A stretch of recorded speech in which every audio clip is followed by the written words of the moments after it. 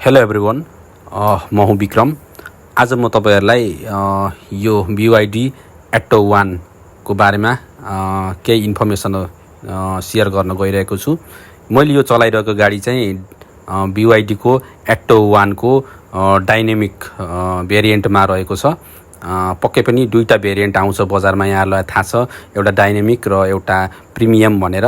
र कम्पनीको क्लेम अनुसार डाइनामिक चाहिँ 230 किलोमिटर रेन्ज दिन्छ भनेर क्लेम गरेको छ।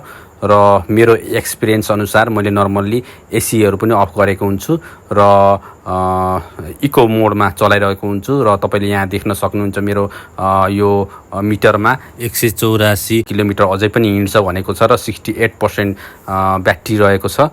र यसरी सरसर्ती मैले हेर्दाखेरि यसले 250 भन्दा माथि नै मलाई रेन्ज दिएको छ। र I am so happy BYD को जुन एट्टो 1 डाइनामिक भेरिएन्टबाट। र यहाँहरुलाई पनि यो गाडीले राम्रै रेन्ज दिन्छ भनेर मैले इन्फर्मेसन सेयर गर्नका लागि यो भिडियो बनाएको छु।